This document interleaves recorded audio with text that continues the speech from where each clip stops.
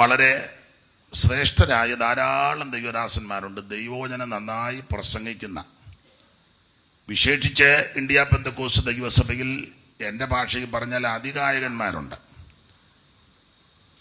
എന്നാൽ ഈ പ്രാവശ്യത്തെ ഈ ശുശ്രൂഷയ്ക്ക് പോഷനാകുന്ന എന്നെ ക്ഷണിച്ചതിൽ ഒരിക്കൽ കൂടെ നന്ദി. ഈ രാജ്യത്ത് വരുവാനും കഴിഞ്ഞ 3 ദിവസം പകലും വൈകിട്ടുമെല്ലാം ദൈവവചനം പറയുവാൻ ദൈവം ഭാഗ്യം നൽകി.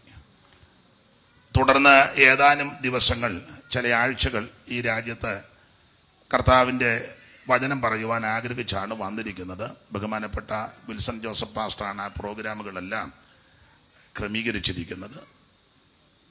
ദൈവം സഹായിക്കേണ്ടതിനും ശുശ്രൂഷകളെ കർത്താവ് ഭാരമേറ്റ് നടത്തേണ്ടതിന് നിങ്ങളുടെ എല്ലാം വിലപ്പെട്ട പ്രാർത്ഥന ചോദിക്കുന്നു.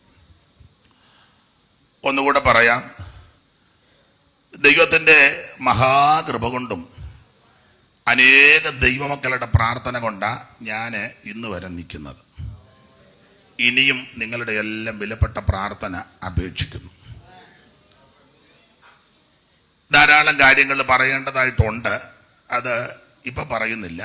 അത് വചനം സംസാരിച്ച് വരുമ്പോൾ സന്ദർഭോചിതമായിട്ട് അത് നമുക്ക് ധ്യാനിക്കാം. നിങ്ങളുടെ പ്രാർത്ഥന അതിനായിട്ട് ചോദിക്കുന്നു.